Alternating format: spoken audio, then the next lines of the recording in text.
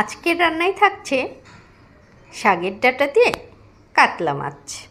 আসসালামু আলাইকুম বন্ধুরা, কেমন আছেন আপনারা সবাই? আলহামদুলিল্লাহ আমি ভালো আছি। চলে এসেছি আজকে শাকের ডাঁটা দিয়ে কাতল মাছের রেসিপি নিয়ে। তো বন্ধুরা, প্রথমেই আমি মাছগুলো ভেজে নিচ্ছি। মাছটাকে কিন্তু আমি সুন্দর করে লাল লাল করে ভেজে নেব।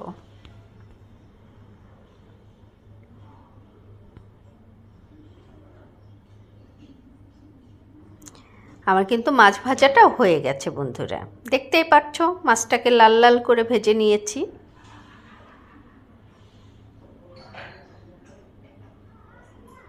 কড়াইতে নিয়ে নিয়েছি তেল।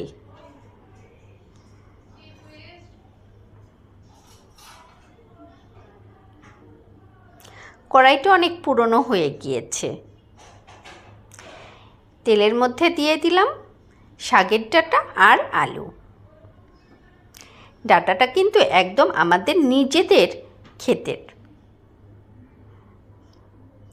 দিয়ে দিলাম জিরা বাটা,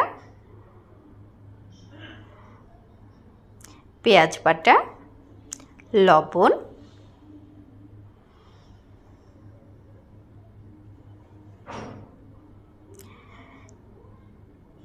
ধনিয়া গুঁড়া,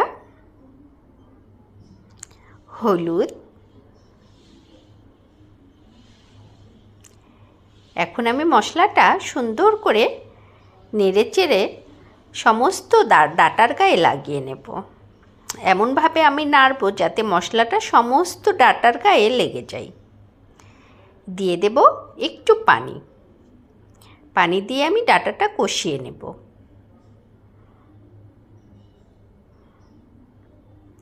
দিয়ে দিচ্ছি কাঁচা ঝাল। কাঁচা ঝালটা কিন্তু আমি কেটে ফ্রিজে রেখে দিয়েছি, ডিপ ফ্রিজে। যখনই রান্না করি তখনই বের করে এটাকে ব্যবহার করি।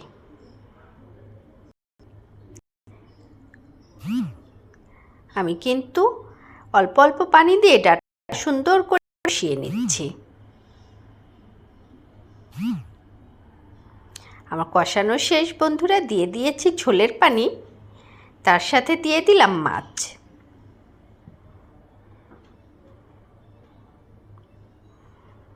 এখন আমি ঢাকা দিয়ে দেব।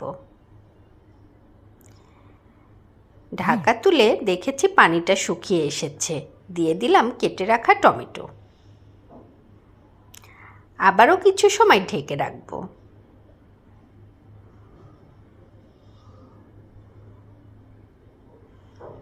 দিয়ে দিলাম ধনিয়া পাতা। ধনিয়া পাতাটা তোমরা চাইলে নাও দিতে পারো। তো দেখতেই পাচ্ছ বন্ধুরা, আমার রান্নাটা কিন্তু প্রায় শেষ হয়ে এসেছে।